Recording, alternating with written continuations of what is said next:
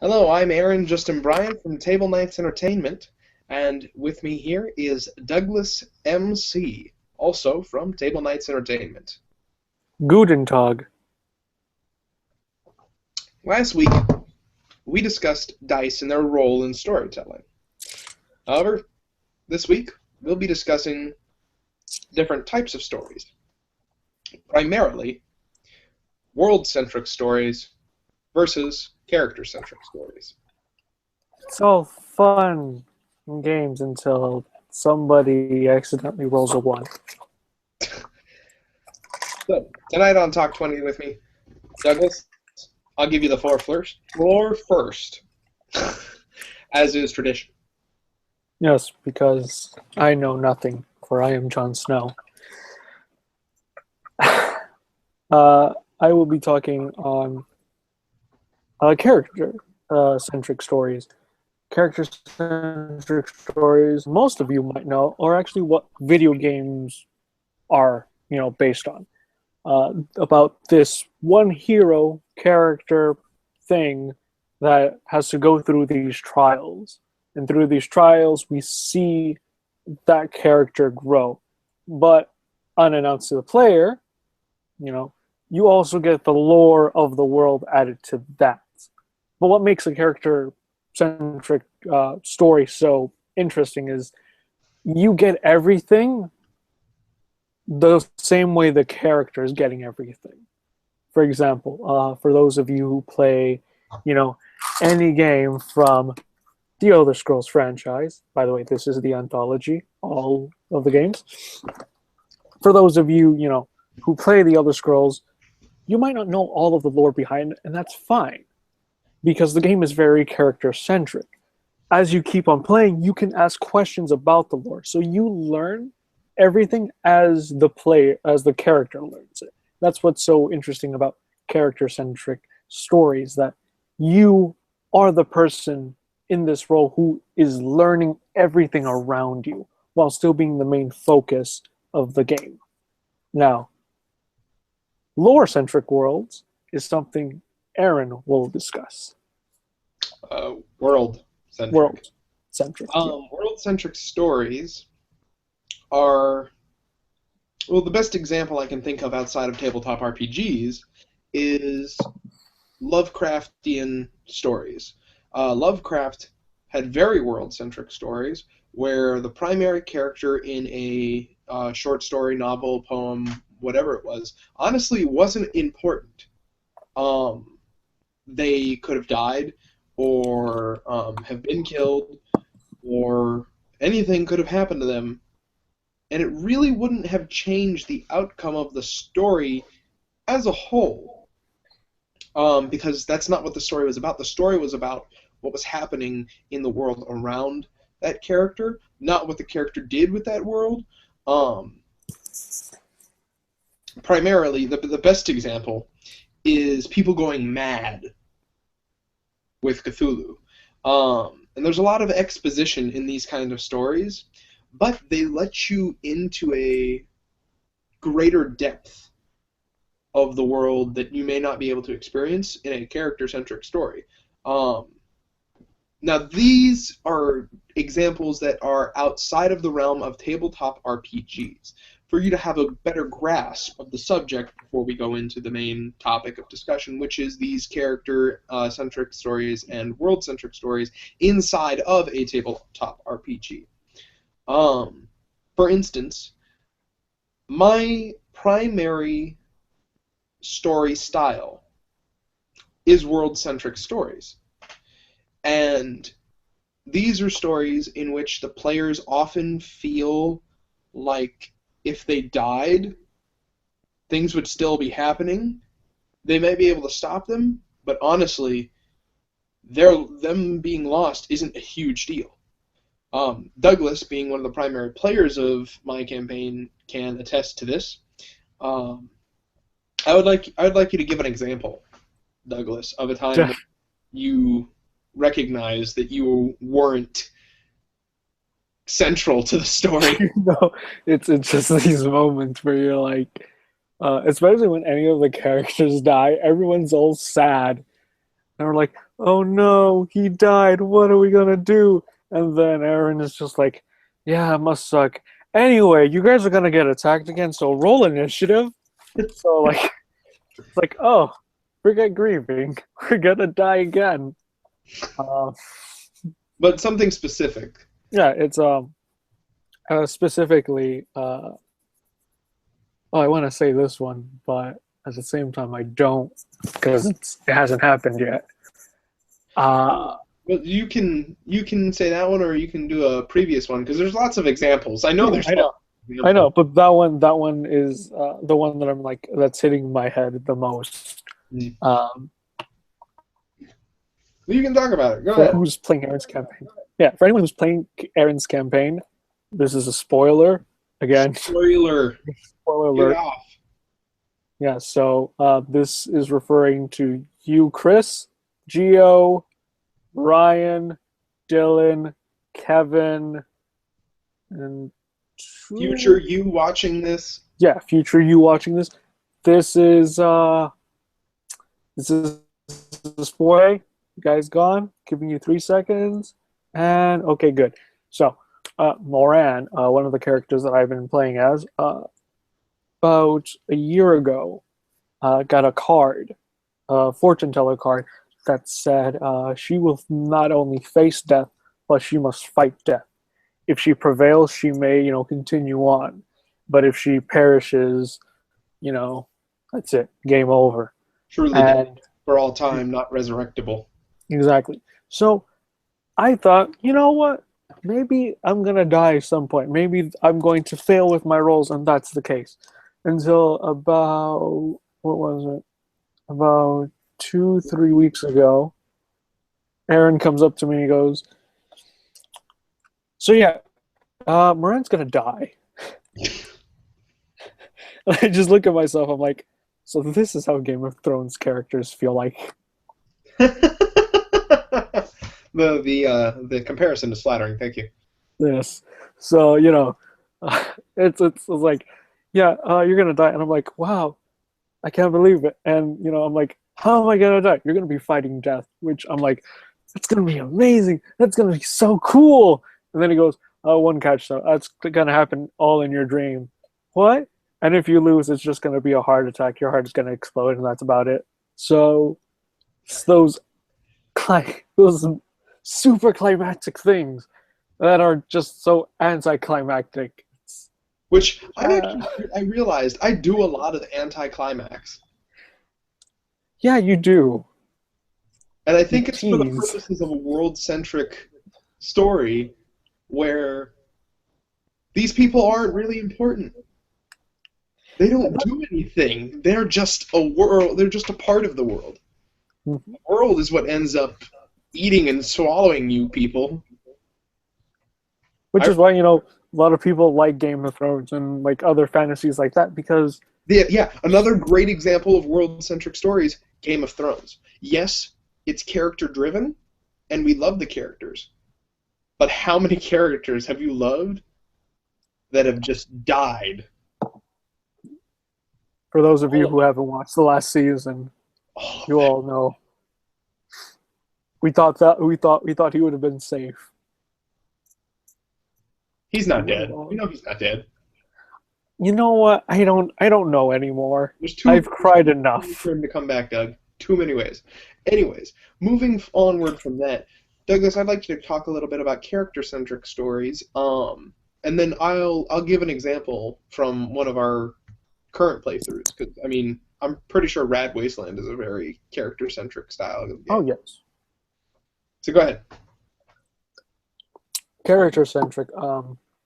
I personally like I like character centric stories just because one, I am a game designer, so doing this is is a stepping stone into my career, but also because although I love the lore of the world, I like to see characters growing up, and which is why anyone who ever plays with me or is part of any campaign I do, I love to do a prologue with them. I want to see I want them to create a backstory, and then from that backstory, create an origin point for them to continue and as the story progresses, I'll I'll put in like extra little side steps to remind them of who they are and some things.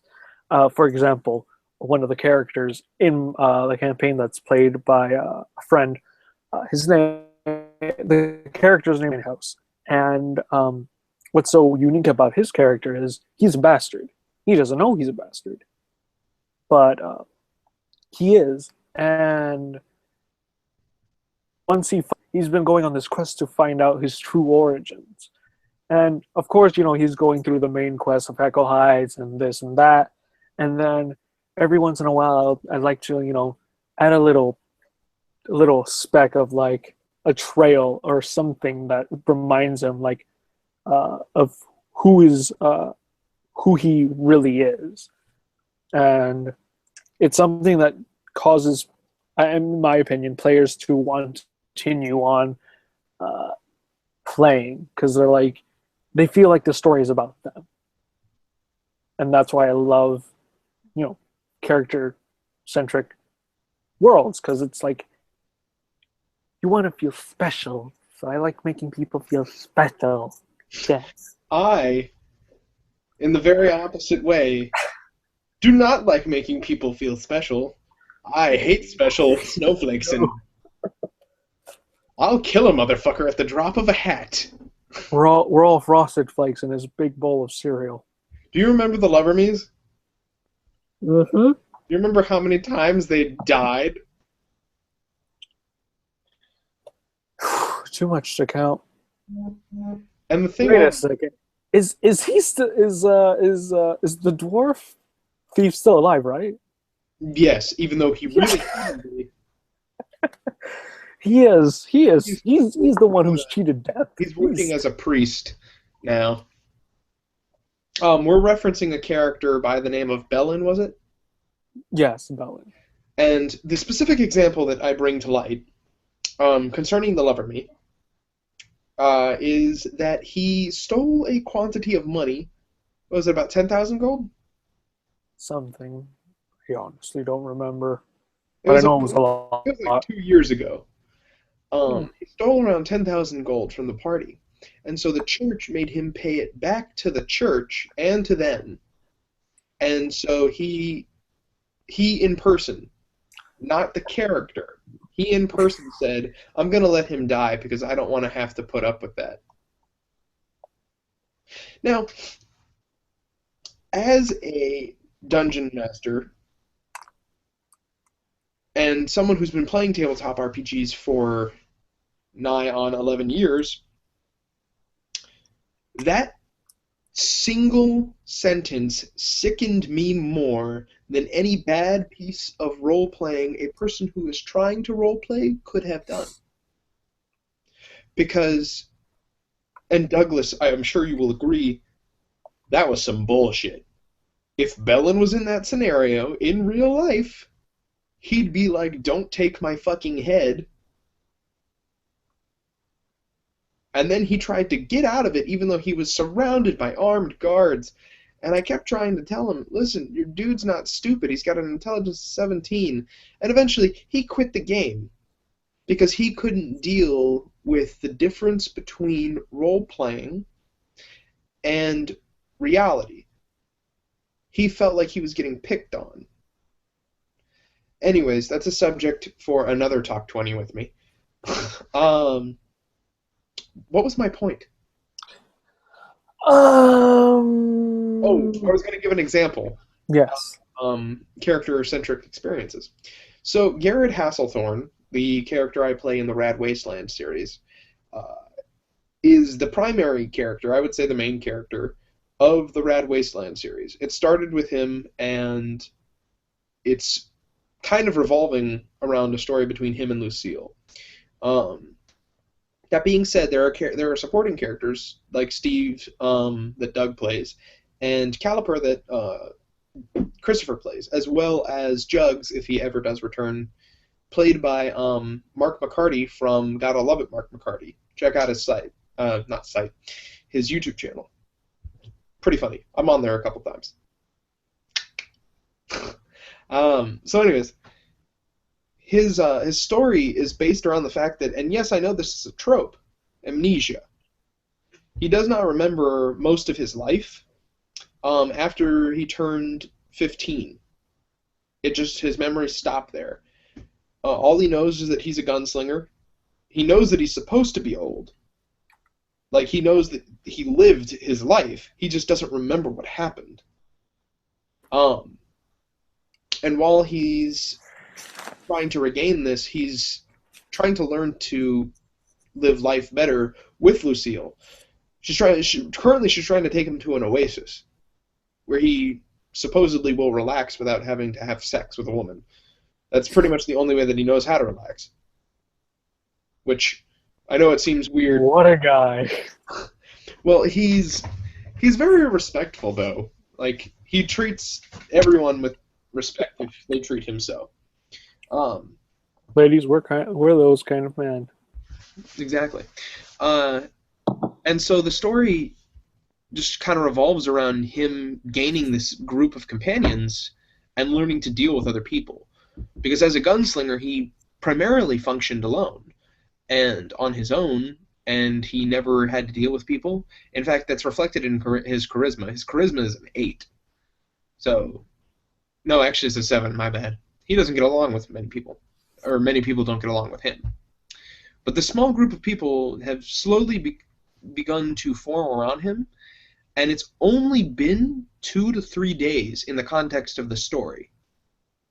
But to him, these people have fought by his side, and when gunslingers have someone fight by their side, they create a special bond, which, in his case, he's teaching them. Except for Steve. But we just met Steve. But he's teaching Lucille and Caliper to be gunslingers as well. And that means that he's a magus. And in his world, a magus is a teacher, someone of great honor and respect. And they're giving him this title by being his students, and he owes a lot to them. But that doesn't mean he's going to be, soft on them, as you saw with Lucille getting a stern talking to. But that's a really powerful character-centric story, I feel. Wow, I sound like an ass motivating our own shit on our own channel. I'm not trying to say anything, but... I'm a great actor. You really should check my shit out. I'm not saying, Harvard graduate here. Yeah, it's great stuff. Let's talk about how to set up a character-centric and a world-centric story. I'll start first. World-centric stories are actually very easy to set up. The only thing that you need to do is write where your world is more important than anything. Give it a background. I suggest starting small and then bursting outwards. Begin with a small city or town. Then make the countryside around it, then the kingdom that it's in, then the kingdoms that surround it, then the continent, then the oceans, and then the whole world. In Grindor, I actually just started with Heckelhide's Cave. And then from that, I had to figure out a village in which to put the characters. And apparently Douglas is doing the Macarena. And from that village, I figured, well, if there's a village, there's got to be a kingdom where they get their, defense from.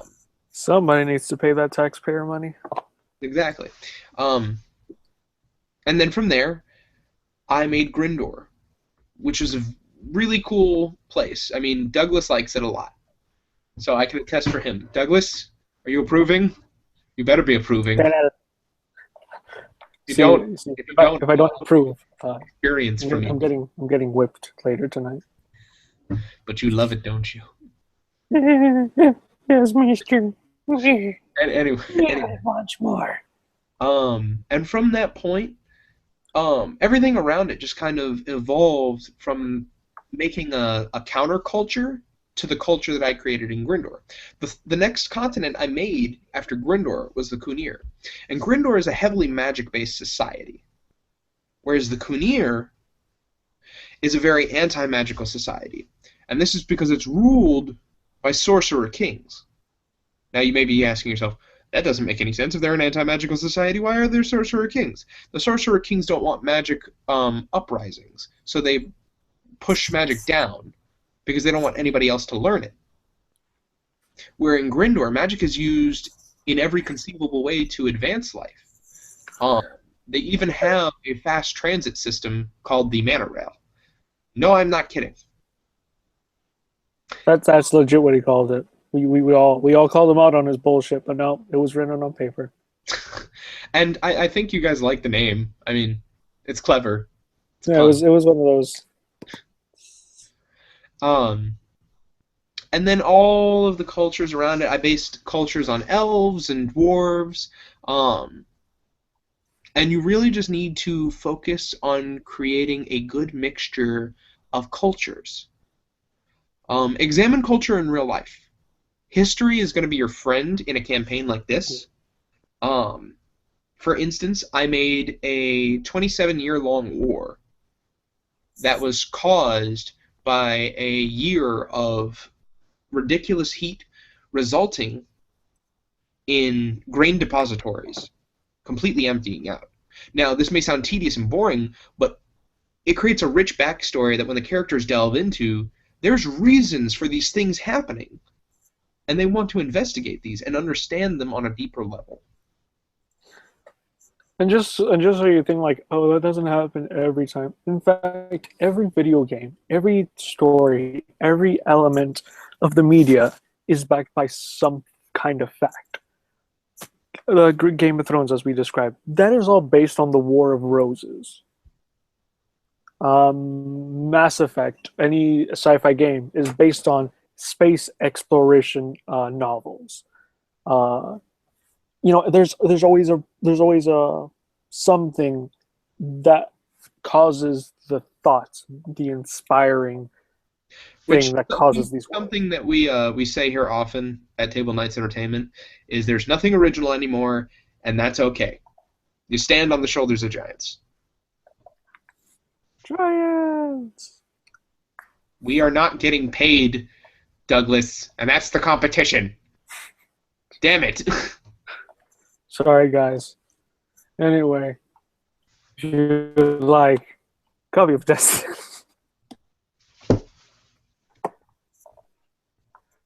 Anyway. Character-centric stories, Doug. How do you set them up? Character-centric stories is the same way you would set up a story-centric world, except character-centrics require a little bit more sugar and spice. Because... well, in character-centric stories, you really don't need to focus too much on the surrounding world's lore. It's less about the world. It's more about the characters. Unless you decide to make sequels, in which case, more lore. Yeah. But it's much more simpler in terms of like creating the world around the characters. Yeah. What you really have to focus on is the characters that the player is playing as. For example, God of War. Like the idea for that game wasn't really until they created who Kratos was. But in the light of tabletop role-playing games is what we're trying to get at. Right. To go ahead with that. Games. What makes character-centric worlds? What makes them different from the originals is because you make dungeons, you make stories, and you make new missions specifically for the character, for the character that the player is playing as. With that backstory that they give you, that gives you the material to work on to make more for specifically that character. If the character's backstory revolves around him being scarred by his father because he was an experiment gone wrong, then while they're exploring the world, you add that element into the world. You add where there are people looking for said experiments because they're outlawed and they'll be killed on sight. So you add these little tidbits to the world to make it seem more towards the player than the actual world itself. And we do this all the time in my campaign. Specifically because one of the characters, the backstory of that one was literally that she is the Jesus of all the elves. That her parents prayed to the great tree until, boom, a baby. So I like to play around with that a lot because since she's pretty much like the Messiah, I like to set up scenarios in which she's known by all of the elves as the one that appeared, the one that was like that was never perceived, it just appeared. And not only do I set events, I just make them happen in a certain way. Like from time to time, she will lose control of her character and she will become the essence of this Messiah. And it's something that all the other characters know, and it makes her feel like she's the main character and everyone else is a side what is it, not side character, minor character, a minor character. But when you do it with like such a a group of people, you have to do it in a way that everyone feels like the main character. For a little bit. For a little bit, yeah. So although you focus on the party, but Sorry, go ahead. Yeah, no, I was just saying, like, you focus on the party, make them feel like they're the main characters. And but like always, each session, you can do a specific adventure or a specific session for that character. Getting deeper into their own stories. But I feel like we covered the two topics pretty well. If you do have any questions, though, please leave a comment in the comment section below, and we'll get right around to that as soon as we're able to. And we have a lot of free time on our phone. extremely. So do that, please. We're desperate. We will suck dick. I'll get Douglas to suck dick. Yeah. I'm wearing a suit and a hat. I'm obviously too important. Anyways, that's been Talk 20 with me, with Douglas Conrado and Aaron Justin Bryant, both from Table Knights Entertainment.